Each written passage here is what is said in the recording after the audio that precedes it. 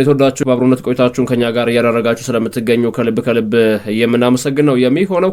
ወደ ተቀዳሚ ጉዳያችን እስኪ ልውሰዳችሁ። የሉካ ሞድሪችን ጉዳይ እንመልከት። ይህ የሪያል ማድሪዱ ኮከብ ሉካ ሞድሪች አሁን ላይ ከእግር ኳስ ተጫዋችነት ባለፈ በእግር ኳስ ክለብ ባለቤትነትም እንደዚሁ ብቅ ማለቱን በሰሞን ቀን እንግዲህ እየሰማናቸው የተመለከትናቸው ያሉ መረጃዎችም ያመላክታሉ።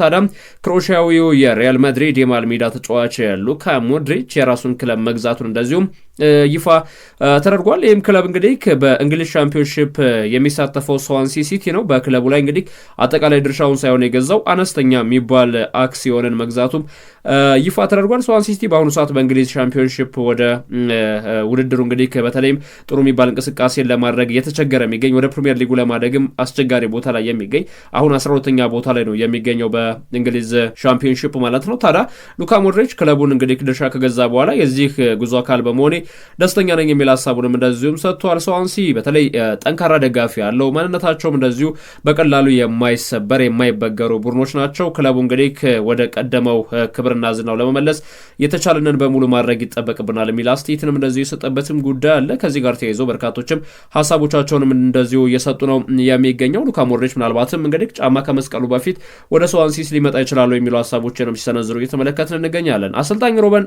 አሞሪም የማንቸስተር ዩናይትድ ተጫዋቾች ላይ የወቀሳ ማዕትን በተጫዋቾች ላይ ስለማዝነባቸውም እየተነገረ ይገኛል። ለማንቸስተር ዩናይትድ ቅርብ የሆኑ የመረጃ ምንጮችም እንደሚያመለክቱት ከሆነ እንግዲህ በተለይ የማንቸስተር ዩናይትድ ዋና ቡድን ተሰላፊ ተጫዋቾች በከፍተኛ መልኩ እየተገሰጹም እንደነበረ ዘገባዎችም ያመላክታሉ። አሁን ላይ እንግዲህ ከሩበን አሞሪም ያስተላለፈው ለተጫዋቾች መልእክት በዋነኛነት ተጠቃሹ ጉዳይ እንግዲህ ምንድነው ከተባለ በዚህ በቀጣዮቹ የእንግሊዝ ፕሪሚየር ሊግ 7 ሳምንታት አካባቢ ይቀራሉ። በእነዚህ ሳምንታት ራሳችሁን በደንብ ማሳየት ካልሆነ ግን አለ ትሰናበታላችሁ የሚል አስተያየትንም ለተጫዋቾች ስለመስጠቱ ነው የተገለጸው። እንግዲህ ትሸጣላችሁም አይደለም፣ ከክለቡ ትቀነሳላችሁም አይደለም፣ ትሰናበታላችሁ ነው። በቃ ይህ ክለብ ለእናንተ የሚሆናችሁ ቦታ አይደለም፣ የሚመጥናችሁ ቦታ አይደለም። ክለቡ ለእናንተ በጣም አርአያችሁ ሆኖ ከፊት እየመራችሁ እናንተ ግን ክለቡ ወደኋላ እየጎተታችሁት ነው የምትገኙት። ስለዚህ በማንቸስተር ዩናይትድ ልክ የተሰፉ ተጫዋቾችን ፈልገን እናመጣለን። ራሳችሁን የማታሳዩ ከሆነ ብቃታችሁን በደንብ ማሳየት የማትችሉ ከሆነ ትሰናበታላችሁ ከክለቡ የሚል አስተያየትንም እንደዚሁ ሰጥተዋል የሚሉ ዘገባዎች እንደዚሁ በደንብ እየተመለከትን ነው የምንገኘው። በእርግጥ አንዳንድ የመረጃ ምንጮች እንደሚያሳዩት ከሆነ ሩበን አሞሪም በማንቸስተር ዩናይትድ ቤት እንግዲህ ባላቸው ቆይታ ደስተኛ አይደሉም። በተለይ ክለቡ በሚያሳየው እንቅስቃሴ ተጫዋቾችም ከአቅም በታች የጨዋታ መርሃ ግብሮች እያሳዩ ይገኛሉ የሚሉ አስተያየቶችም ተነስተዋል። ከዚህ ጋር ተይዞ እንግዲህ አሰልጣኝ ሩበን አሞሪም በቀጣይ እንግዲህ በማንቸስተር ዩናይትድ ቤት ከክለቡ ጋር በተገናኘ የተጫዋቾች መረጣ ጉዳይን በተመለከተ ሰፊ ስራዎች ጠብቋቸዋል ተብሎ ከወዲሁ እየተነገረ ነው የሚገኘው። ከዚሁ ከዩናይትድ ጋር በተገናኘ ያው አንድሬ ኦናናን ለመሸጥ ዝግጁ ነው ክለቡ። እንደሚታወቀው አንድሬ ኦናና በሜዳ ላይ በሚያሳያቸው እንቅስቃሴዎች እጅግ በጣም ደካማ የሚባለው ግብ ጠባቂ ነው በፕሪሚየር ሊጉ ታሪክ ማለት ይቻላል። በሁለት ዓመታት ብቻ 16 ስህተቶችን ፈጽሞ ጎል እንዲስተናገድም ምክንያት የሆነ ተጫዋች ነው። ታዲያ ማንቸስተር ዩናይትድ አሁን ፖርቹጋላዊ ግብ ጠባቂ ዲያጎ ኮስታን ዳግም ወደ ማንቸስተር ዩናይትድ የዝውውር ኢላማ ውስጥ ማስገባታቸውም ተገልጿል። በፖርቶ እንደዚሁም በፖርቹጋል ብሔራዊ ቡድን የምናውቀው ዲያጎ ኮስታ አስደናቂ የሚባል ግብ ጠባቂ እንደሆነ ይታወቃል። ይህንን ግብ ጠባቂ እንግዲህ የማንቸስተር ዩናይትድ ሰዎች በዝውውር ኢላማቸው ውስጥ አስገብተውታል። የአንድሬ ኦናና ተተኪ አድርገው ይመለከቱታል የሚሉ ሀሳቦችም ተነስተዋል። ከዚህ ጋር ተያይዞ እንደዚሁም በጣም በርካታ ሀሳቦች የተሰነዘሩ ይገኛሉ። ያው አንድሬ ኦናናን ማን ሊገዛቸው ነው የሚሉ ሀሳቦችም ሲነሱ ነበር። አንድሬ ኦናናን ለማስፈረም ከሳውዲ አረቢያ የተለያዩ ክለቦችም እንደዚሁም የተጫዋቹን እንቅስቃሴ እየገመገሙ እየተመለከቱትም ይገኛሉ። አሁን ላይ ተጫዋቹን ለማስፈረምም እንደዚሁ ከሳውዲ ጥያቄዎች ሊቀርቡ ይችላሉ የሚሉ ሀሳቦችም ተነስተዋል። ፋብሪዚዮ ሮማኒዮ ከዚሁ ከማንቸስተር ዩናይትድ ጋር በተገናኘ ስለ ሊያም ዴላፕ አስተያየት ሰጥቷል። በተለይ ማንቸስተር ዩናይትድ እንደዚሁም ቸልሲ በሊያም ዴላፕ የዝውውር እንቅስቃሴ ፈላጊዎች ናቸው። ከጀርመን ትልልቅ የሚባሉ ክለቦች የተጫዋቹ ፈላጊ ቢሆንም እንኳን ሊያም ዴላፕም ቢሆን በእንግሊዝ መቆየትን ምርጫ ያደርጋል። በዚህ ምክንያት እንግዲህ ማንቸስተር ዩናይትድ እና ቸልሲ የተጫዋቹን ፊርማ ለማግኘት አንገት ለአንገት የተናነቁ ይገኛሉ የሚሉ አስተያየቶችም እንደዚሁ በርከት ብሎ የተሰሙ ይገኛሉ። አርሰናል ከኪንግስሊ ኮማን ወኪሎች ጋር ንግግሮችን ስለማድረጉም ተገልጿል። በተለይ ኪንግስሊ ኮማን በሳውዲ አረቢያ ክለቦችም የተፈለገ ነው የሚገኘው በዚህ ሰዓት ላይ ተጫዋቹን በአርሰናል የዝውውር ኢላማ ውስጥም ገብቷል። ለባየር ሙኒክ የመጫወት ፍላጎት አለው አሁንም። ነገር ግን ኮማን በክረምት የዝውውር መስኮት ባየር ሙኒክን እንደሚለቅ ይጠበቃል የሚለው እንግዲህ ፕሊቲጎል በቀጣይ እንግዲህ ከክለቡ ጋር በምን አይነት መልኩ ሊቀጥል ይችላል በሚሉ ጉዳዮችም የራሱ መላምት አስቀምጧል። ነገር ግን አርሰናል እንደ ቡድን የተለያዩ ሰፊ የሚባሉ ተሐድሶች የሚያስፈልጉት ቡድን በመስመርም በፊት ለፊት አጥቂ ቦታ ላይ የሚሰለፉ ተጫዋቾች እንደሚያስፈልጉት በተደጋጋሚ ጊዜ እየተነገረ ይገኛል አይደል የሰሜን ለንደኑ ክለብ አርሰናል። በዚህ ምክንያት እንግዲህ በክረምት የዝውውር መስኮት ብዙ ነገሮችን ለመስራት እያቀደ ይገኛል የአርሰናል እግር ኳስ ክለብ። ከነዚህ መካከል እንግዲህ ከተጫዋቾችን ኮንትራት ማራዘም፣ ከዛ ማለፍ ሲል የተጫዋቾችን ዝውውር ማጠናቀቅ። ኮንትራትን ማራዘምን ካነሳው አይቀር የቶማስ ፓርቲ ጉዳይ ይነሳል። እንግዲህ ቶማስ ፓርቲ እንደ ቡድን የአርሰናል እግር ኳስ ክለብ የኋላ ደጀን ነው። እንደው ግላዊ እይታዬ ነው የዚህ የውድድር ዓመት የአርሰናል ምርጡ ተጫዋች ማን ነው ብትሉኝ ለኔ ምናልባት ቡካዮ ሳካ፣ ዲክላን ራይስ እንደዚሁም ደግሞ ጋብሪኤል ማጋሊሽ የሚሉ ሀሳቦች ሊነሱ ይችላሉ። ነገር ግን ቶማስ ፓርቲ ለአርሰናል እግር ኳስ ክለብ እየሰጠ የሚገኘው ግልጋሎት ተጫዋቹ ምናልባትም በሚገባው ልክ እንዳይዘመርለት እንዳይወራለት አድርጎታል ከሚሉት መካከል አንደኛው ነው። ታዲያ አሁን ላይ የአርሰናል እግር ኳስ ክለብ የበላይ ጠባቂዎች ለቶማስ ፓርቲ የኮንትራት ማራዘሚያ ጥያቄዎችን እንደሚያቀርቡለትም እየተነገረ ነው የሚገኘው። በሰሞኑ ቀን የወጡ ዘገባዎች እንግዲህ ለአርሰናል ደጋፊዎች ትንሽ ጆሮን ጭው የሚያደርጉ ነበሩ። ቶማስ ፓርቲን በክለቡ ለማቆየት የአርሰናል ሰዎች ምንም አይነት ስራዎችን እየሰሩ አይደለም የሚሉ ሀሳቦች ከተነሱ በኋላ እንግዲህ አሁን ላይ ግን የተሰሙ ዘገባዎችም የአርሰናል እግር ኳስ ክለብ በተለይ አንድሪያ ቤርታ የቶማስ ፓርቲን ኮንትራት ለማራዘም ፈላጊ ከመሆንም በላይ ስራዎችን ለመስራት እንደዚሁም ዝግጁ ነው የሚሉ መረጃዎችም እንደዚሁም በርከት ብለው እየተሰሙ ይገኛሉ። በኢኖስ አማካኝነት ተሹሞ የነበረው የማንቸስተር ዩናይትድ ስፖርቲንግ ዳይሬክተር ዣን ክላውድ ከኃላፊነታቸው መነሳታቸውን በርካቶችን እያስገረመ ነው የሚገኘው። በእርግጥ አሁን ላይ ከዣን ክላውድም በላይ በጣም ብዙ ለውጦች ይኖራሉ ተብሎ ይጠበቃል። በዚህም እንግዲህ የማንቸስተር ዩናይትድ አዲሱ የእግር ኳስ አስተዳዳሪ ኢኖስ ብዙ ትችቶችን በደጋፊዎች ያስተናገደ ይገኛል። እግር ኳሳዊ እንቅስቃሴዎችን ሲወስኑ የተጠናባቸው ውሳኔዎችን እየወሰኑ አይደለም። ለዚህም ማሳያው እንግዲህ በቅርበት የሚሾሟቸውን ሰዎች መልሰው ማሰናበታቸው ነው የሚል ሀሳብን እያካፈሉ ይገኛሉ። ለማንኛውም እንግዲህ ኢኖስ በማንቸስተር ዩናይትድ ቤት ምን አይነት ጊዜዎችን ሊያሳልፉ ይችላሉ የሚጠበቅ ነው። ዣን ጋርሻ ቅርብ የሆኑ ምንጮች እንደሚያመላክቱት ከሆነ ተጫዋቹ አሁን ላይ እንግዲህ ከአርሰናል ጋር ንግግሮችን እያደረገ ነው የሚገኘው። ምናልባት እንግዲህ ከአንድሪያ ቤርታ ተጫዋቹን ወደ ኤምሬትስ ስቴዲየም እንዲያመራና ለዴቪድ ራያ ሁነኛ ተፎካካሪ ወይም ደግሞ ለሚኬል ማርቲን አርቴታ ደግሞ አማራጭ ግብ ጠባቂ እንዲሆንለትም ይፈልጋሉ። በዚህም እንግዲህ ምናልባትም አርሰናል ለመቀላቀል ጋርሻም ፈቃደኛ ነው። ድሉ ቢመጣለት ከራያ ጋር እንግዲህ ለቁጥር አንድነት መፎካከር ይፈልጋል ተብሏል። ያው እንደሚታወቀው ዴቪድ ራያም ቢሆን ወደ አርሰናል ሲያመራ ቁጥር አንድ ይሆናል ተብሎ አልተጠበቀም ነበር። ናሮን ራምስዴልም ጭምር በጣም አስደናቂ ፐርፎርማንስ ላይ የነበሩበት ጊዜ እንደነበር ይታወቃል። ነገር ግን በመሰለፍ ባገኘባቸው አጋጣሚዎች በሙሉ ራሱን በደንብ ያሳየበት ሂደትም ተመልክተናል። የቀድሞ ማንቸስተር ዩናይትድ ሌጀንድ ሮይ ኪን መሐመድ ሳላ የአርሰናል ተጫዋች ቢሆን ኖሮ አርሰናል የፕሪሚየር ሊጉን ዋንጫ ያነሳ ነበር የሚል አስተያየትን ሰጥቷል።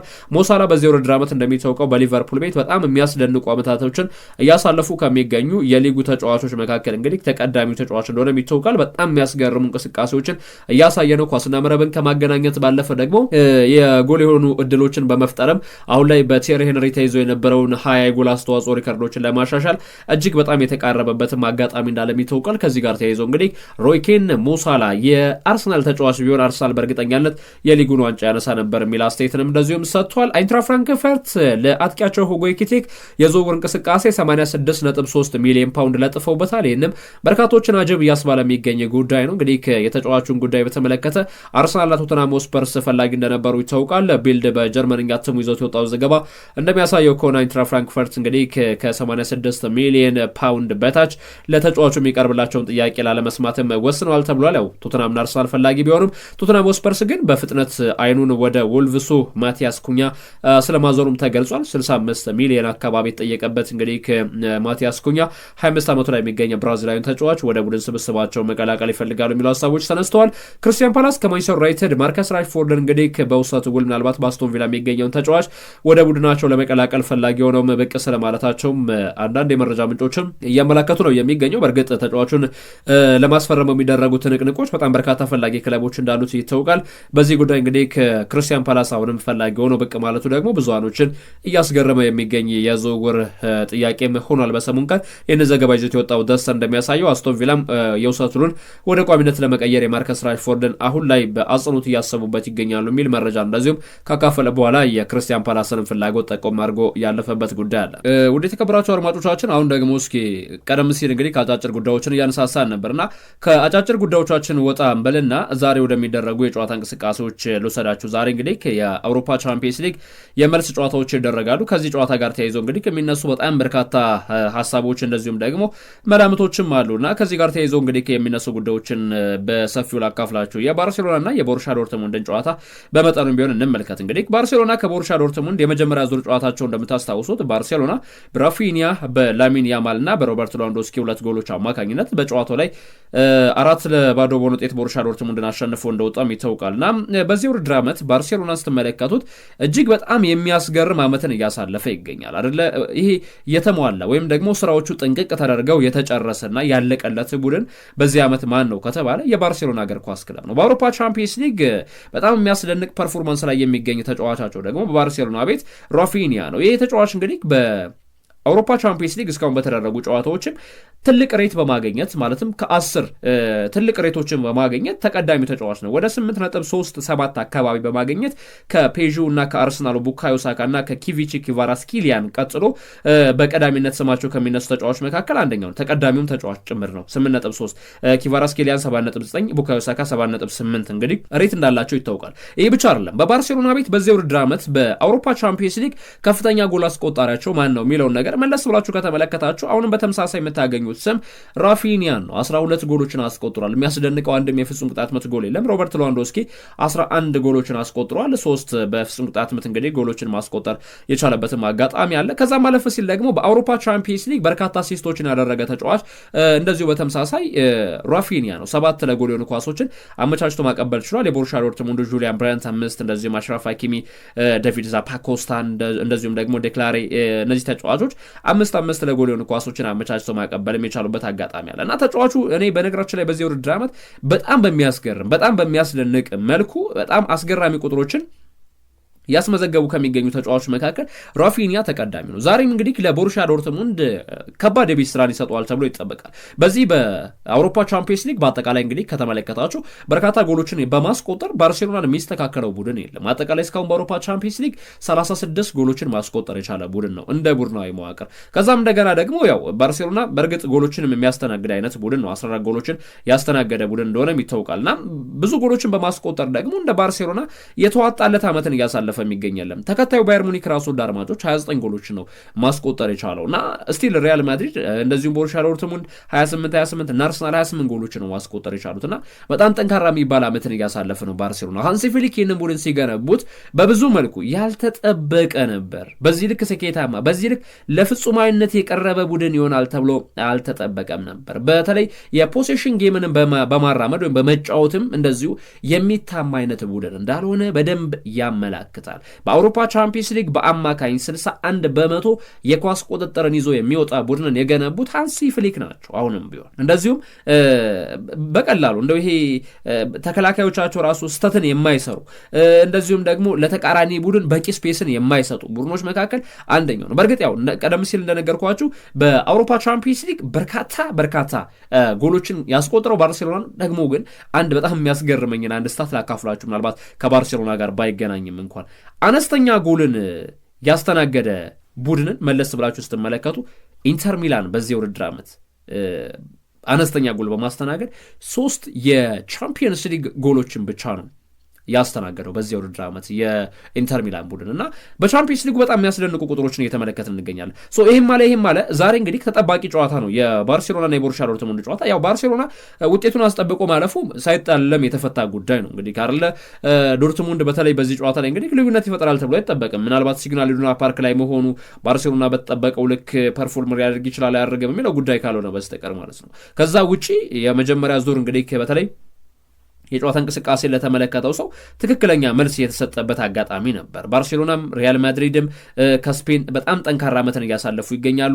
ከጀርመን ቦሩሲያ ዶርትሙንድ በጀርመን ቡንደስሊጋ ጥሩ ዓመትን ማሳለፍ ከብዶታል፣ ግን ደግሞ በቻምፒየንስ ሊጉ ጥሩ ቡድን ነበር፣ ምንም ጥያቄ የለውም። ጥሩ የሚባሉ የጨዋታ እንቅስቃሴዎችን ያሳየበት አጋጣሚ ነበር።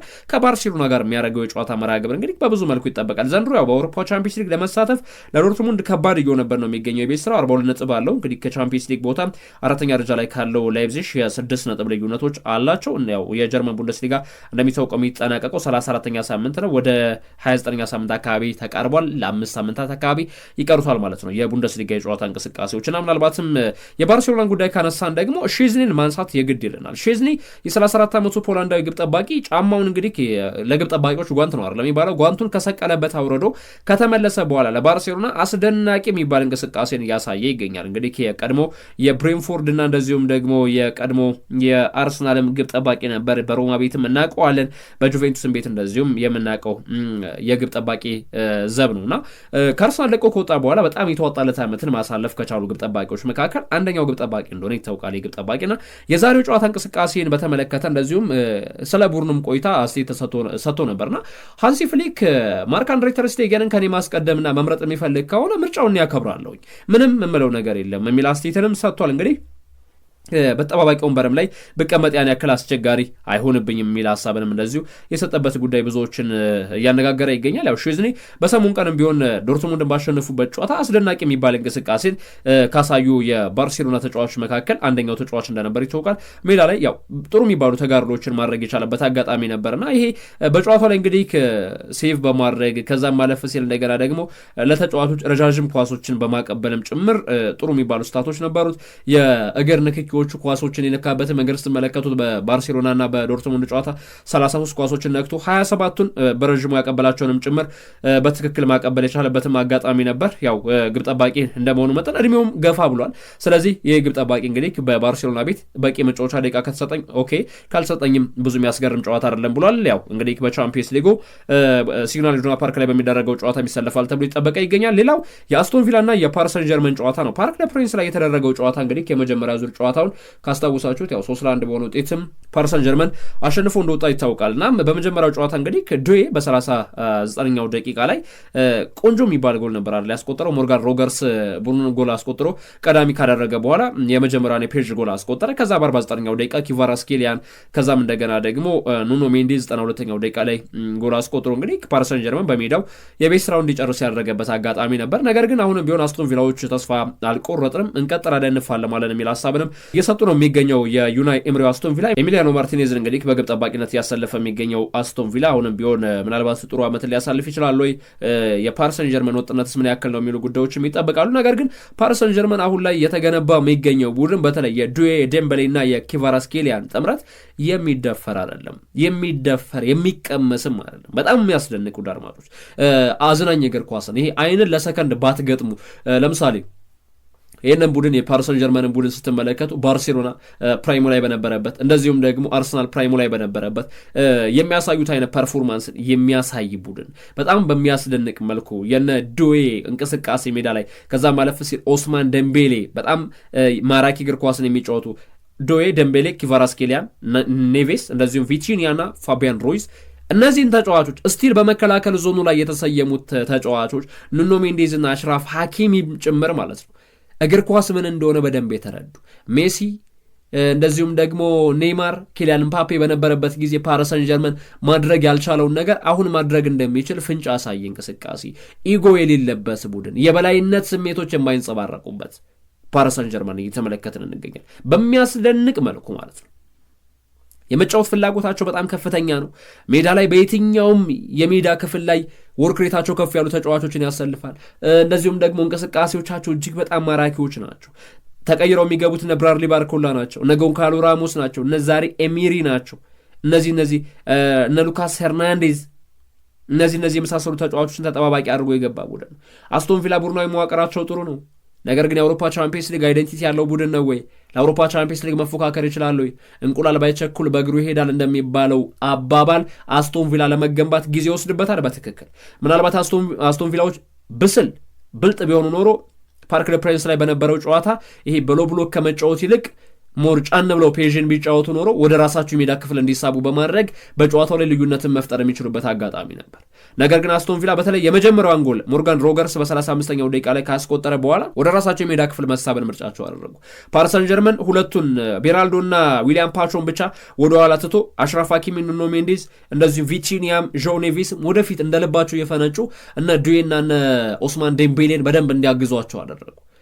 ይሄ ምንድነው የፓሪስ ሰን ጀርመን አጨዋወት ብልጫ መውሰድ አይደለም፣ ወረራ ነበር በአስቶን ቪላ ላይ የወሰዱት እርምጃ። ስለዚህ አስቶን ቪላ በዛሬው የጨዋታ እንቅስቃሴ ላይ እንግዲህ ምናልባት 2-0 ማሸነፍ ወደ 90 ደቂቃ እንዲያመሩ ያደርጋቸዋል። 3-1 ማሸነፍ ወደ 90 ደቂቃ እንዲያመሩ ያደርጋቸዋል። 3-0 ማሸነፍ ደግሞ ጨዋታውን አሸንፈው እንዲወጡ ያደርጋቸዋል። ነገር ግን ፓሪስ ሰን ጀርመን አሁንም ጎል ማስቆጠር ይችላል፣ በትክክል ጎሎችን ማስቆጠር ይችላል። አስቶን ቪላ ጎል ማስቆጠር ይችላል፣ በትክክል ጎሎችን ማስቆጠር ይችላል። ምናልባት ምሽት ላይ ከሚደረጉ ጨዋታዎች አዝናኙ የጨዋታ መርሃ ግብር የኛው ጨዋታ ሊሆን ይችላል። 4 ሰዓት ሲል እንግዲህ ቪላ ፓርክ በርሚንግሃም ላይ የሚደረግ ጠባቂ ጨዋታ ነው። ጨዋታ ብዙዎችም ገና ከወዲሁ በጉጉት እንዲጠብቁት እያደረገ የሚገኝ የጨዋታ እንቅስቃሴ ነው። ሁለቱ ቡድኖች አስቶን ቪላ በተለይ በአውሮፓ ቻምፒየንስ ሊግ ብሎም ደግሞ በሊግ ውድድሮች ላይ በቅርብ የጨዋታ መርሃ ግብሮች ያስመዘገባቸው የነበሩት የጨዋታ እንቅስቃሴ ወይም ደግሞ ውጤቶቹ ትንሽ መነቃቃትን ያሳዩ ነበሩ። በፕሪሚየር ሊጉ በክሪስታል ፓላስ ከተሸነፈ በኋላ ብዙ ሽንፈቶችን ያየ ቡድን አልነበረም አይደለ? ብሬንፎርድን አሸንፎ ከዛም እንደገና በቻምፒየንስ ሊጉ ክለብ ብሩጅን ያሸነፈበት፣ እንደዚሁም ደግሞ በተመሳሳይ ሆሜንዳዊ ከክለብ ብሩጅ ጋር በየበላይነት ወስዶ አሸንፎ የተመለሰበት አጋጣሚ፣ እንደዚሁም በእንግሊዝ ኤፍ ኤ ካፕ ፕሬስተን ኖርዝ ኢንድን፣ በፕሪሚየር ሊጉ ስቲል ጠንካራው ኖቲንጋም ፎረስትን፣ ብራይተን ኤንድ ሆቭ አልቢዮንን ያንበረከከበት አጋጣሚ ነው። በፔዢ ሽንፈትን ካስተናገደ በኋላ ሳውዛምፕተንን 3-0 አሸንፏል። ዛሬ እንግዲህ ከፓሪስ ሰን ጀርመን ጋር ይፋለማል። ቀጣይ ከኒውካስትል ከዛ እንደገና ከማንቸስተር ሲቲ፣ ከክሪስታል ፓላስ፣ ከፉላም ጠንካራ የሚባሉ መርሃ ግብሮች ይቀሯቸዋል። በቻምፒየንስ ሊጉ አስቶን ቪላ ስለመሳተፉ እስካሁን ዋስትና የሌለው ቡድን ነው። 7ኛ ደረጃ ላይ ተቀምጧል። እስካሁን የሰበሰባቸው ነጥቦችን መለስ ብላችሁ ከተመለከታችሁ 54 ነው። ቻምፒየንስ ሊግ ቦታ ላይ ካለ ቡድን ስትመለከቱት የ2 ነጥብ ጋፖች አሏቸው። ምንም ጥያቄ የለውም። ግን አስቶን ቪላ ቀድሞ ተጫውቷል። ለምሳሌ ኒውካስትል ዩናይትድ 1 ጨዋታ አለው። ቻምፒየንስ ሊግ ቦታ ያልኩት 4ኛ ደረጃ ላይ ያለው ኒውካስትል ነው። ቀሪ ጨዋታው ካሸነፈ 59 ይሆናል። የ5 ነጥብ ጋፖች ይኖራሉ ማለት ነው። ስለዚህ አስቶን ቪላ በቻምፒየንስ ሊጉ ቀጣይ ዓመት እሱን የመመልከት እድላችን አነስተኛ ሊሆን ስለሚችል ዘንድሮ በደንብ አዝናኝ የሚባለው እግር ኳሳቸውን ሊያስመለከቱን ይችላሉ። ምንም ጥያቄ የለውም። የምሽቱ የጨዋታ እንቅስቃሴዎች በምን አይነት መልኩ ይጠናቀቃሉ? አስቶን ቪላ በርሚንግሃም ላይ ከፓሪስ ሰን ጀርመን፣ ቦሩሲያ ዶርትሙንድ ሲግናል ኢዱና ፓርክ ላይ ከባርሴሎና ጋር ይፋለማሉ። የዛሬ ተጠባቂ የአውሮፓ ቻምፒየንስ ሊግ የጨዋታ መርሃ ግብሮች ናቸው። ወደ የተከበራቸው አድማጮቻችን የአውሮፓ ቻምፒየንስ ሊግ ትልቅ ምሽቶች መካከል አንደኛው የሪያል ማድሪድ እና የአርሰናል የቤርናቦ ጨዋታ በብዙ መልኩ ይጠበቃል። እንግዲህ ከዚህ ጨዋታ ጋር ተያይዞ ምናልባት ስጢፍ ብዙ ሀሳቦች የሚነሱበት ጉዳይ የሆነ ከመጣ ሰንበትበት ብሏል። ገና ከጨዋታው አስቀድሞ ነቆራዎች የበዙበት የጨዋታ እንቅስቃሴ ነበር። ብዙሃኖችም ከዚህ ጋር ተያይዞ ሀሳቦችን ሲሰነዝሩ ስመለከታቸው ምንድነው እንግዲህ የመጀመሪያው ጨዋታ በተለይ ብዙሃን አርሰናል ያን ጨዋታ ያሸንፋል ብሎ የጠበቀ ሰው አልነበረም። ነገር ግን የመልሱ ጨዋታ ላይ ደግሞ እንደዚህ ለሪያል ማድሪድ እንዲከብድበትም ያደርጋል ብሎ ያሰበ አንዳችም ሰው አልነበረም እና ከዚህ አንጻር ምናልባት በአውሮፓ ቻምፒየንስ ሊግ የሪያል ማድሪድ እና የአርሰናል የጨዋታ እንቅስቃሴ ምን አይነት ቀለም ምን አይነት መልክ ሊኖረው ይችላል በሚሉ ጉዳዮች ላይ ትንሽ ሀሳቦችን እናንሳ። ምናልባት ከመጀመሪያ ዙር የአውሮፓ ቻምፒየንስ ሊግ የጨዋታ እንቅስቃሴዎች መሰረት አድርገን በነገው ዕለት በሚደረገው የጨዋታ መርሃ ግብር ምን እንጠብቅ? ከጨዋታ በጣም ከባድ እንትን ለግምት ራሱ ማይመች ጨዋታ እንትን የሚሆነው ያው እንደኔ ሐሳብ ከሆነ ያው ሪያል ማድሪድ በጠባቡ ውጤትም ቢሆን ያሸንፋል። ግን ያው የማለፍ ቻንሱን ግን ለአርሰናል ነው ማለት ነው እንደኔ ሐሳብ። ያው የቻምፒየንስ ሊግ ከዚህ በፊት የነበሩ የእርስ በርስ ግንኙነቶቻቸውን መለስ ብለን ስንመለከት አጠቃላይ የነበረ ቡድናዊ መዋቅሮቻቸው እንደዚሁም ደግሞ እንደ ቲም ሪያል ማድሪድ የአውሮፓ ቻምፒየንስ ሊግ አይደንቲቲ ያለው ቡድን ነው እንላለን አይደል? የአውሮፓ ቻምፒየንስ ሊግ አይደንቲቲ ያለው ቡድን ነው ስንል ያለ ምክንያት አይደለም። 15 ጊዜ በአውሮፓ መድረክ የተሞሸረ ቡድን ነው። 15 ጊዜ በአውሮፓ መድረክ መሞሸሩ ብቻ አይደለም፣ በጣም በሚያስገርም በጣም በሚያስደንቅ መልኩ የካምባክ ውጤቶችን ማስመዝገብ የሚችል ቡድን ነው። ሪያል ማድሪድ የቻምፒየንስ ሊግ ቡድን ነው። በተለይ ከቻምፒየንስ ሊግ እንደ ቶርናመንት ውድድሮችን ማድረግ ከጀመረበት የውድድር ጊዜ አንስቶ እንደ ሪያል ማድሪድ ገናና ሆኖ ልዩነቶችን መፍጠር የቻለ ቡድን የለም። ምንም ጥያቄ የለውም እኮ በቻምፒየንስ ሊጉ ማድሪድ በተጓዘባቸው ጉዞዎች ሁሉ የእንግሊዝ ቡድኖች ለምሳሌ ሊቨርፑልን ገጥሟል። ከዚህ በፊት በነበሩ ጨዋታዎች ከሊቨርፑልን በላይ ማንቸስተር ዩናይትድንም የጋበዘበት አጋጣሚ ነበር። በእነዚህ ጨዋታ እንቅስቃሴዎች ላይ እንግዲህ ሪያል ማድሪድ በተለይ ሻምፒዮን የሆነባቸውን አመታቶች መለስ ብለህ ስትመለከት በተደጋጋሚ የ2014 2016 17 2016 ጀምረ 2016 17 2018 በተከታታይ ለ3 አመታት ማንንም ጣልቃ ሳያስገባ ሻምፒዮን የሆነበት አመት ነው። በተከታታይ አመታት ታዲያ ከዚህ ቡድን ጋር ነው የምትጋፈጠው። ከዚህ ቡድን ጋር ነው አንገት ለአንገት የምትያዘው። በእንግሊዝ ፕሪሚየር ሊግ ደግሞ የቻምፒየንስ ሊግ የዘውድ አክሊልን መድፋት የቻሉ ቡድኖች ቁጥራቸው በጣም ትንሽ ናቸው። በጣም ትንሽ ናቸው ስል የ1982ቱ የአስቶን ቪላ ቡድናዊ መዋቅር፣ የ2023ቱ የማንቸስተር ሲቲ እንደዚሁም ደግሞ ከዛም መለስ ስትል የ1979 እና የ1980 ሻምፒዮኑ ኖቲንጋም ፎረስት ማንሳት ትችላለህ። ማንቸስተር ዩናይትድ 1968 1999 እና 2008 ላይ የአውሮፓ ቻምፒየንስ ሊግ ከዛም ሊቨርፑል 6 ጊዜ ሻምፒዮን የሆነበት። ከዛ ውጪ አርሰናል በአውሮፓ ቻምፒየንስ ሊግ እንደሚታወቀው እዚህ ግባ የሚባል ትልቅ ስኬት የለውም። ፋይናሊስት ከመሆን ባለፈ የአውሮፓ ቻምፒየንስ ሊግ ሻምፒዮን የሆነበት ጊዜ እንዳልነበረ ይታወቃል። ተራ ሪያል ማድሪድ ደግሞ የምትገጥመው ሪያል ማድሪድ 15 ጊዜ ሚሊኒየሙ ከገባ በኋላ እንኳን ስቲቭ ሚሊኒየሙ የፈረንጆቹ ሚሊኒየም ከገባ በኋላ ያሳካቸውን ስኬቶች ብትመለከት ለመቁጠር የሚያስቸግሩ ናቸው። ለመቁጠር የሚያስቸግሩ ወደ 8 አካባቢ የሚጠጉ እንግዲህ ሚሊኒየሙ 2000 ላይ ነው አይደል የገባው። አሁን 2025 ነን። በ2025 ማለት ባለፉት 25 ዓመታት ቢያንስ በ8ቱ ሪያል ማድሪድ ሻምፒዮን ነው። ኢማጂን በአውሮፓ ቻምፒየንስ ሊግ ምን ያክል ቡድኖች እንደሚሳተፉ። ከሚሊኒየሙ በኋላ በመሃል ጣልቃ መግባት የቻሉት ኤሲ ሚላን ነው 2003 2007፣ ሊቨርፑል 2005 እና 2019፣ ከዛም እንደገና ባየር ሙኒክ 2001 2013 እና 2020። በእርግጥ ባርሴሎና ከሚሊኒየሙ በፊት እንደ ጠቋሚ ጣት አንድ ብቻ ነበር የነበረው። ከዛ በኋላ ግን 4 ዋንጫዎችን ያሳካበት አጋጣሚ ነበርና የስፔን ቡድኖች ከሚሊኒየሙ በኋላ በደንብ ተነቃቅተዋል። በትክክል 90ዎቹ ላይ ሪያል ማድሪድ የበላይነት ነበረ ወይ? ምንም ጥያቄ የለውም። የበላይነት የነበረበት እንደ ክለብ ገኖ የታየባቸው አመታቶች ነበሩ። ግን አሁን ለምሳሌ ከ90ዎቹ በፊት ያሉ አመታቶችን ስትመለከት ደግሞ ከሚሊኒየሙ በፊት ያሉ 90ዎቹ ላይ ስትመለከታቸው እና ኤክስ አምስተርዳም ከሚሊኒየሙ በኋላ ዋንጫ ሆድና ጀርባ ሆነዋል። ማንቸስተር ዩናይትድ ከሚሊኒየሙ በኋላ 2008 ነው የምታነሳው። ኢንተር ሚላን አንድ ጊዜ ነው የምታነሳው። ጁቬ ከ1996 በኋላ ሆድና ጀርባ ሆነዋል።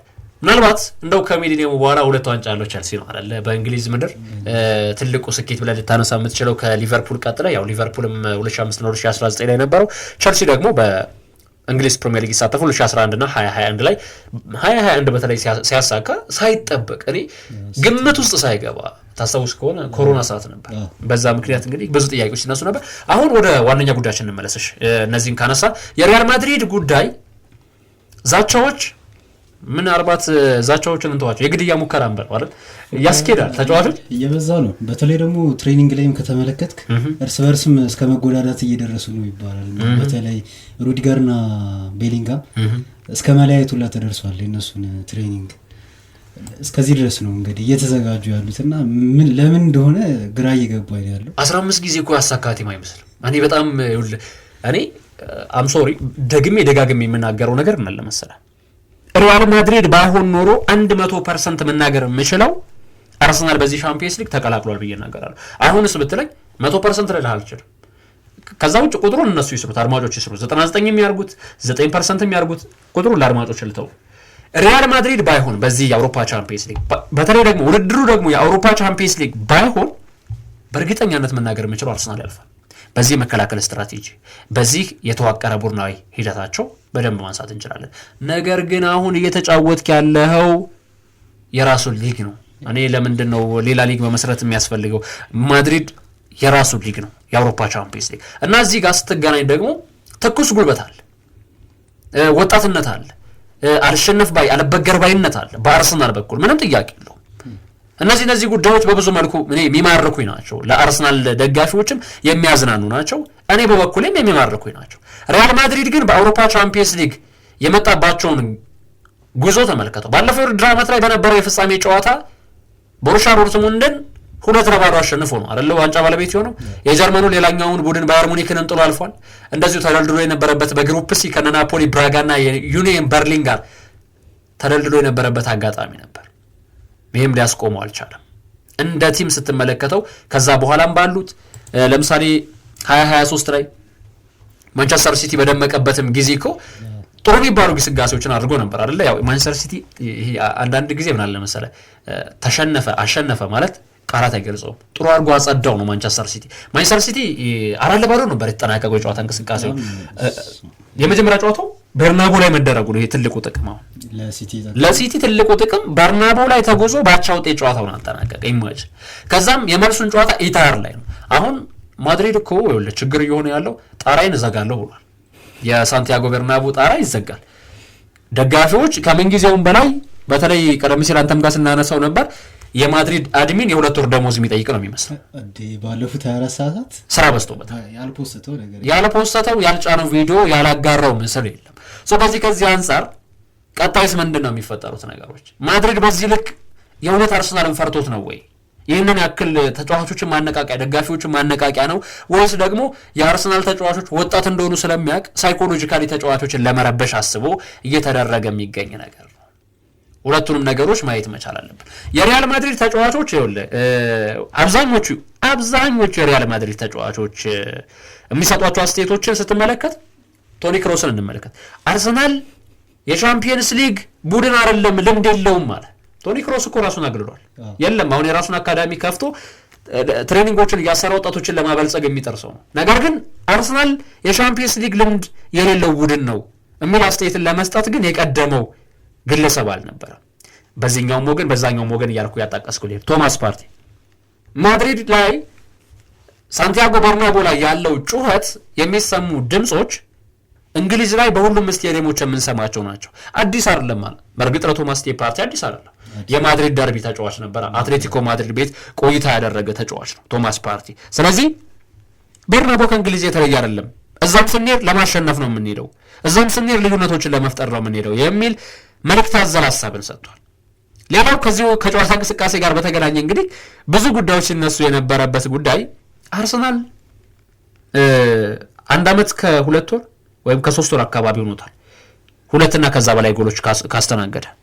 ያ ማለት እንግዲህ ሪያል ማድሪድ ደግሞ በዚህ ጨዋታ ወደ 30 ደቂቃ ለመውሰድ 3 ጎሎችን ማስቆጠር አለበት። የአርሰናልን ያለፉትን የ1 ዓመት ከግማሽ በሚለው ቁጥር ነው ያዘው አላቀራረበ 78 ጨዋታዎች በትክክል ያን ቁጥር ወደ 0 ማምጣት መቻል አለበት። ታሪክን ማፍረስ መቻል ታሪክን ለመስራት ማድሪድ ነው፣ ታሪክን ለማፍረስ ማድሪድ ነው፣ ታሪክንም ለመጻፍ አርሰናል ነው። ቴሪ ሄንሪ ደግሞ ምን ይላል መሰለህ በርናቦ ላይ ማንነታችንን ማሳየት የምንችልባቸው እድሎች አሉ። ራሳችንን በደንብ ገልጸን ልናሳይ የምንችልበት ከኔ በኋላ በርናቦ ላይ ጎል ማስቆጠር የሚችል ተጫዋች እንዳለን አምናለሁ የሚል ሐሳብን ሰጠ። ፓትሪክ ቪዬራ ቀበል ያደርጋል። የቀድሞ መድፈኛ እንግዲህ የ2003-2004 የቡድን አባል በርናቦ ላይ ቀድመን ጎል ማስቆጠር የምንችል ከሆነ ጨዋታውን በእጃችን ነው አለ። እኔ በደንብ የምጋራው ሐሳብ ስቲቭ በደንብ የምጋራው ሐሳብ አርሰናል ማድሪድ ላይ ተጉዞ በፔናልቲም ሲፈልጉ ስቶክ ሲቲ የሚበሉት ሲፈልጉ የትኛውንም ስያሜ ይስጡ ማድሪድ ላይ በሆነ ቅጽበት 1 ጎል ማስቆጠር የሚችል ከሆነ አርሰናል ጌም ኦቨር። ምክንያቱም ማድሪድ 4 ጎል ማስቆጠር አለበት ወደ 30 ደቂቃ ለማምራት። 1 ስህተት ዋጋ ያስከፍለው አርሰናል ነገም ቢሆን 2 ስህተት ዋጋ ያስከፍለው 3 ካደረከው ግን ነገር በ3 ይጸናል። እድልህን በራስ እንዳትወስን ያደርጋል። ወደ 30 ደቂቃ እንድትጓዝ ሊያደርግህ ይችላል። በርናቦ ላይ ነው ጨዋታ የሚደረገው። ዳኒ ሴባዮስም በጨዋታው እንግዲህ ካስቀድሞ የሰጠው አስተያየት ምንድነው ያለው? በመጀመሪያዎቹ 15 እና 20 ደቂቃ ምርጡን አርሰናል ሊያሳዩን ይገባል። ያ ካልሆነ እኛ ለወረራ ነው የምንዘጋጀው። ወሳኝ ደቂቃዎች ናቸው። የመጀመሪያዎቹ 20 ደቂቃ ላይ ጎል ካስቆጠረ እኮ ማድሪድ ጌሙ ጡዘቱ በጣም ከፍ ይላል። ለተመልካች አጓጊ ጨዋታ ነው። በትክክል ያ የሚሆንበት ምክንያት እንግዲህ ማርቲን ኦዴጋርድም የመስራችንን ለማጠናቀቅ ነው ጀምረናቸዋል እንጨርሳቸዋለን። እኔ አሁን በሁለቱም ወገን የሚሰጡ ሐሳቦችን ስትመለከታቸው ኖ ጋል ያሉ ሐሳቦች አሉ። የቃላት ጦርነት ሜዳ ላይ ራሱ ተጫዋቾች መካከል ይውል አሁን እኔ ቀይ ካርዶች ይኖራሉ በጨዋታው ላይ ብዬ እንዳስብ የሚያደርጉኝ ነገሮች አሉ። ደጋፊዎች ተጫዋቾች የሚሰጧቸው ሐሳቦች ጋል እያሉ ጀምረናቸዋል እንጨርሳቸዋለን ይላል የቀድሞ ተጫዋቻቸው። ጀምረናቸዋል ማለት እንግዲህ 3-0 ጀምረዋቸዋል ከዛ ሜዳቸው ላይ ደን እንጨርሳቸዋል። ደግሞ 2 የቀድሞ ተጫዋቾች አሉ በትክክል ዳኒ ሴባዮስ በዛኛው መለያ ማርቲን ኦዴጋርድ በዚህኛው ከባድ የሚባል የጨዋታ እንቅስቃሴ ነው የሚሆነው። በእርግጠኛነት መናገር የሚቻለው እኔ በደጋፊዎችም ድባብ ከሻምፒየንስ ሊግ የፍጻሜ ጨዋታ ያልተናነሰ ድባብ ይኖረዋል።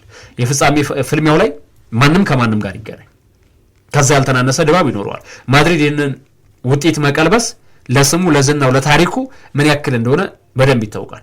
እኔ በጣም ቻምፒየንስ ሊግ ሲባል በነገራችን ላይ ስቲቭ አንድ ቀድሞ አእምሮ ላይ የሚመጣ ቀን አለ 2016 ደጋግሜ ምናልባት ካንተ ጋር ማውርቼው ሊሆን ይችላል በጣም ከብዙ ሰዎች ጋር አውርቼዋለሁ። 2016 የውድድር ዓመት ላይ ሪያል ማድሪድ ካምባክ ምን እንደሆነ በደንብ ያሳየበት ዓመት ነበር። ክርስቲያኖ ሮናልዶነቱን በደንብ ያሳየበት ዓመት ነበር። የዛኔ የውድድር ዓመት ላይ የነበሩ ጉዳዮችን የሰርጂዮ ራሞስ አንገቱ ላይ ያለችው ንቅሳትን ታስታውሱታለህ አይደል? ያቺ ንቅሳት ያለ ምክንያት አይደለም የተነቀሳት፣ ያለ ምክንያት አይደለም የመጣቸው። ሪያል ማድሪድ ከዛ በፊት አንድ ተጠባቂ ጨዋታ ነበረበት ያ ጨዋታ በምድብ ቢ ተደልድሎ ከነበረው ወልፍስበርግ ጋር ወልፍስበርግ ዛኔ ከሲኤስኬ ሞስኮ ከማንቸስተር ዩናይትድ እና ከፒኤስቪ አይንዶቨን ጋር ነበር በአንድ ምድብ የተደረደረው። ሪያል ማድሪድ በምድብ 1 ወልፍስበርግ በምድብ 2 ነበር። ማድሪድ 16 ነጥቦችን ይዞ ወደ ቀጣዩ ጥሎ ማለፍ ገባ። ወልፍስበርግ 12 ነጥቦችን ይዞ ፒኤስቪን አስከትሎ ማንቸስተር ዩናይትድን ወደ ዩሮፓ ሊግ ሸኝቶ ወደ ቀጣዩ ዙር ይቀላቀሉልሃል። ከዛ በጥሎ ማለፍ የጨዋታ መርሃ ግብር ሪያል ማድሪድ ከወልፍስበርግ ይገናኛሉ። ሪያል ማድሪድ ከወልፍስበርግ ሲገናኙ ጄ ሮድሪጌስ፣ ኬቨን ደብሮይን የዛኔ የቡድን ስብስቡ አባል ነበሩ እና ወልፍስበርግ የጨዋታ እንቅስቃሴውን 2-0 አሸነፈ። እኔ አስታውሳለሁ ያን ጨዋታ በደንብ ነው የማስታውሰው ጊዜውም ቅርብ ስለሆነ እና በዛ ጨዋታ ላይ ምን ይፈጠራል መሰለ ወልፍስበርግ 2-0 አሸነፈና የመልስ ጨዋታ ላይ ልክ ጨዋታው እንደተጠናቀቀ ክርስቲያኖ ሮናልዶ አንድ አስተያየት ይሰጣል። የመልሱ ጨዋታ ላይ እመኑኝ አለ። እመኑኝ በቃ የመልሱን የጨዋታ እንቅስቃሴ በኔ ጎል እናሸንፋለን አለ። አረ ሮናልዶ አሁንስ መረረኝ አልኩ እኔ ራሴ እንደ ቃል በቃል ነው ያልኩት። መረረኝ በቃ ማድሪድ እንዴት ነው እንደዚህ ሊያደርግ የሚችለው ማለት የዛ ጨዋታ ላይ ያሳዩ ፐርፎርማንስ በጣም ደካማ የምትለው እንቅስቃሴ ነበር ያሳዩ ሪያል ማድሪድ። ከዛ የመልሱ ጨዋታ ላይ ሮናልዶ ቃል በተግባር ማለት ያ ነው ማድሪድ 3-0 አሸነፉ ቤርናቦ ላይ። ሶስቱም ጎሎች የተቆጠሩት በሮናልዶ አማካኝነት ነው። ሮናልዶ የዛን የአውሮፓ ቻምፒየንስ ሊግ ከፍተኛ ጎል አስቆጣሪ ሆኖ ያጠናቀቀው 16 ጎሎችን አስቆጥሮና ያ አይነት ይዘቶች አሁንም እንዳይደገሙ ፈራለሁ። ግን አሁንም ያንን ነገር ለመድገም ሮናልዶ ያስፈልጋል። ማን ነው ለሪያል ማድሪድ ነገር ሮናልዶ የሚሆነው? ማን ነው ለማድሪድ ጀግና መሆን የሚችለው? ኤምባፔ፣ ቪኒሺየስ፣ ሮድሪጎ ወይስ ደግሞ የትኛው ተጫዋች? በትክክል ያንን የጀግንነት ሚዛንን መያዝ የሚችል ተጫዋች ማን ነው? ይህንን ስንል ደግሞ መዘንጋት የሌለብን በኤምሬትስ ሰማይ ስር ያለው ዶፍ በኤምሬትስ ሰማይ ስር ያለው እሳት የላሰ እሳት የለበሰ ትውልድም አለ። ምናልባት ቢጋቢ የለም በዚህ ቡድን ስብስብ ጋብሪኤል ማጋሊሽ፣ ሚካኤል አርቴታ ማንም በማን ይተካል አይታወቅም።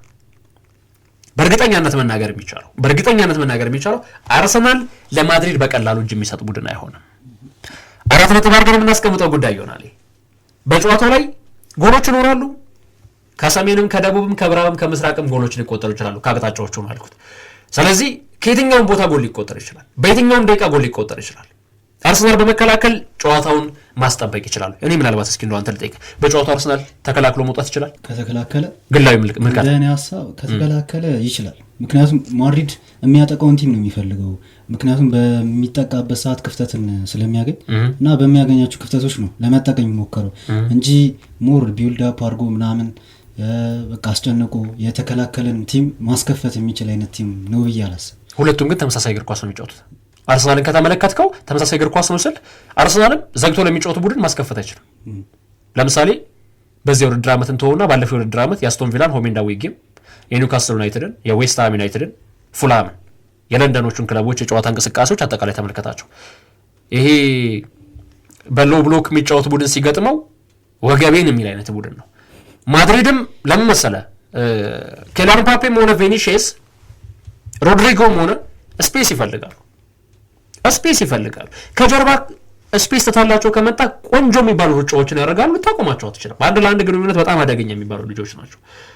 ነገር ግን የአርሰናል እግር ኳስ ክለብ ደግሞ እንደ ወትሮ ሁሉ ሶሊድ የሆነውን የመከላከል ዞኑን ያሳያሉ። ያ ማለት ምን ማለት መሰለህ ከ0 እስከ 90 ነው የምትከላከሉ። ከሲቲ የመጀመሪያው ዙር ላይ የፕሪሚየር ሊግ ጨዋታ ላይ ሰከንድ አፍ ተከላክለው እንደዛ አርሰናል ከተከላከለ ወጥቶ ይወጣል። በቃ ያስማማናል። ሪያል ማድሪድ በጨዋታ እንቅስቃሴ ላይ ግን ይኸውልህ እኔ አሁን የምጠብቀው ምናልባት ቶማስ ፓርቲ በጨዋታው የመድረስና ያለመድረሱ ጉዳይ ዛሬ ሚኬል አርቴታ ያረጋግጣልና በጣም የምጠብቀው ትልቅ ነገር አለ። ቶማስ ፓርቲ በሜዳ ላይ የማይሰለፍ ከሆነ አርሰናል ይዞት ሊገባ የሚገባ ፎርሜሽን አለ ብዬ በራሴ ማስበዋል። ሊያንድሮ ትሮሳርድ አያስፈልግም። በቡካዮ ሳካና በጋብሪኤል ማርቲኔሊ ታጠቃለህ። 4-4-2 4 ተከላካይ 4 አማካኝ 2 አጥቂ። ሁለቱም አጥቂዎች ሲያስፈልግ 4 ተከላካይ 6 አማካኝ ታደርጋቸዋለህ። ምክንያቱም ይኸውልህ ዴክላን ራይስ ቦክስ ቱ ቦክስ እንደልቡ ሊሮጥልህ የሚችለው ብቸኛው ሰው ሲኖር ነው። ብቸኛው ሰው ማን ነው? ቶማስ ፓርቲ ሲኖር። ቶማስ ፓርቲ ከሌለ አርሰናል በመከላከል ዞኑም በማጥቃት እንቅስቃሴውም የተራከመ ቡድን የመሆኑ ጉዳይ የሚቀር አይደለም። ከዚህ አንጻር ለተረቡ ምሽት 4 ሰዓት ሳንቲያጎ በርናቦ ላይ ላለው ቀጠሮ እንግዲህ ብዙሃኖች እንዲዘጋጁ የሚፈለግበት የጨዋታ እንቅስቃሴ ነው።